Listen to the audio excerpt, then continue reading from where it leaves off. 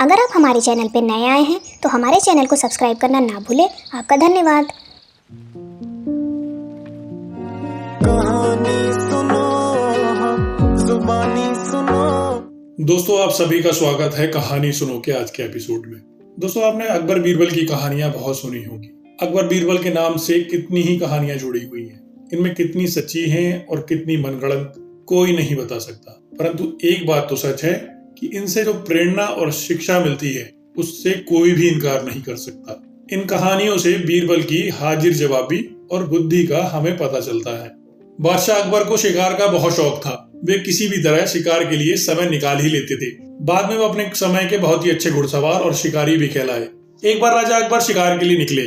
घोड़े पर सरपट दौड़ते हुए उन्हें पता ही नहीं चला और केवल कुछ सिपाहियों को छोड़कर बाकी सेना पीछे रह गई।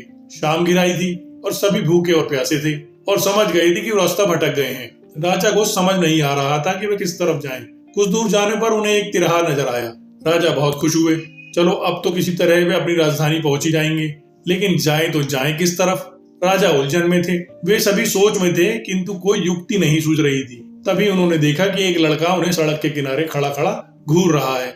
सैनिकों ने देखा तो उसे पकड़कर राजा के सामने पेश किया। राजा ने कड़कती आवाज में पूछा, हे लड़के, आगरा के लिए कौन सी सड़क जाती है? लड़का मुस्कुराया और कहा, जनाब, ये सड़क चल नहीं सकती तो ये आगरा कैसे जाएगी?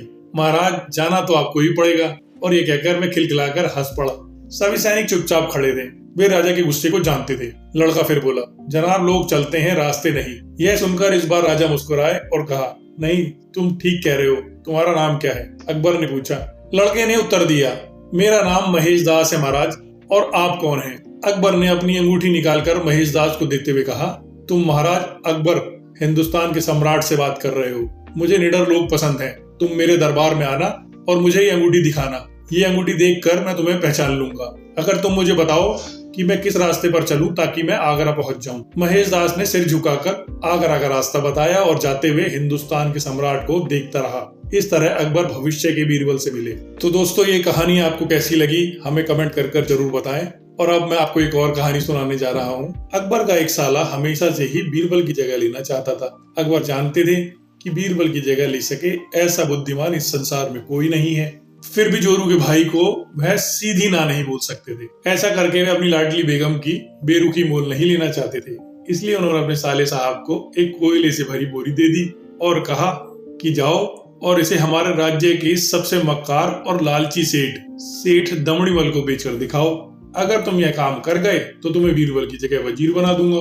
अकबर की इस अजीब शर्त को सुनकर साला चंबे में पड़ गया।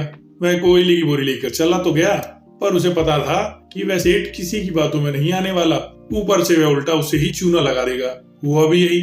सेठ दमड़ीलाल ने कोयले की बोरी के बदले एक ढेला भी देने से इनकार कर दिया। साला अपना समूह लेकर महल वापस लौट आया और अपनी हार मान ली।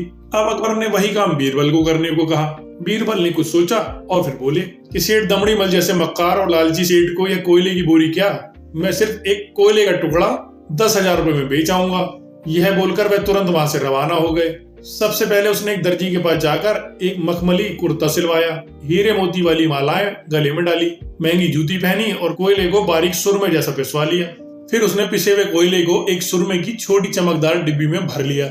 इसके बाद बीरबल ने अपना भेष बदल लिया और एक मेहमान घर में रुककर इश्तिहार दे दिया कि बगदाद से बड़े शेख आए हैं जो करिश्माई सुरमा बेचते हैं, जिसे आंखों में लगाने से मरे हुए पूर्वज दिख जाते हैं और यदि उन्होंने कहीं कोई धन गाड़ा है तो उसका पता बताते हैं। यह बात शहर में आग की तरह फैल गई। सेठ दमड़ीलाल को भी ये बात पता चली। उसने सोचा जरूर उसके पूर्वजों ने कहीं न कहीं धन गाड़ा होगा।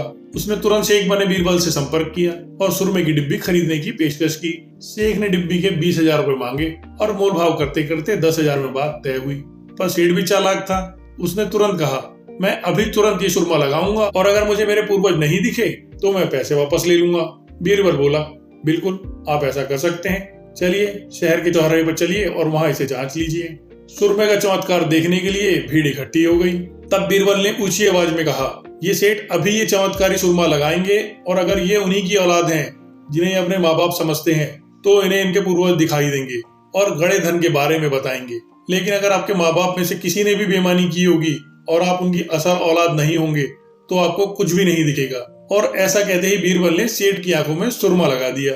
फिर क्या था, सिर खुजाते हुए सेठ ने आंखें खोली। अब दिखना तो कुछ था नहीं, पर सेठ करे भी तो क्या करें। अपनी इज्जत बचाने के लिए सेठ ने 10,000 बीरबल के हाथ में थमा दिए और मुंह फुलाते हुए आगे बढ़ गया। बीरबल फौरन अकबर के पास पहुंचे और रुपए थमाते हुए सारी कहानी सुना दी। अकबर का साला बिना कुछ कहे अपने घर लौट गया। अकबर और बीरबल एक दूसरे को देखकर मंद मंद मुस्कुराने लगे। इस किस्से के बाद फिर कभी अकबर के साले ने बीरबल का स्थान नहीं मांगा। तो दोस्तों, आपको ये कहानी कैसी लगी हमें कमेंट करके जरूर बताएं। तो चलिए एक और अकबर और बीरबल से जुड़ा किस्सा सुनाता हूँ। अकबर बादशाह को मजाक करने की आदत थी। एक दिन उन्होंने नगर के सेठों से कहा, आज से तुम लोगों को पहरेदारी करनी पड़ेगी। सुनकर सेठ घबरा गए और बीरबल के पास पहुंचकर अपनी फरियाद रखी। बीरबल ने उन्हें हिम्मत बंधाई। तुम सब अपनी पकड़ियों को पैर में और पजामे को सिर पर लपेटकर रात्रि के समय में नगर में चिल्ला चिल्ला कर कहते फिरो, अब तो आन पड़ी है। उधर बादशाह भी वेश बदल कर नगर में गश्त लगाने निकले। रात में सभी सेठों ने वैसा ही किया जैसे बीरबल ने उन्हें समझाया था।